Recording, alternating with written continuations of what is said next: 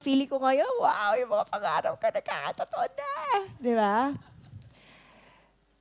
Pero alam niyo po, kahit napapalibutan ako ng yaman, nakakapag-travel ako ng mundo, mabait naman yung asawa ko, pero hindi pa rin ako masaya. Na-depress ako.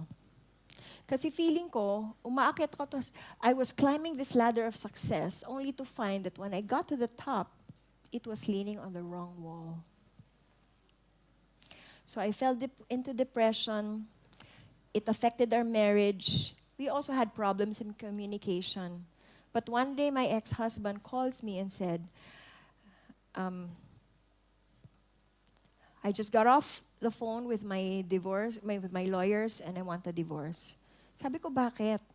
Nag-usap kami, inamin niya na na-inlove daw siya sa mas batang Brazilian model. Tapos pinapauwi na niya ako sa Pilipinas.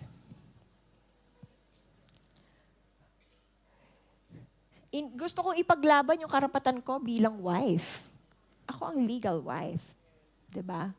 Pero sa sobrang heartbroken ko, feeling ko hindi na ako loved in that marriage. I needed to heal back home with my family. So umuwi ako dito.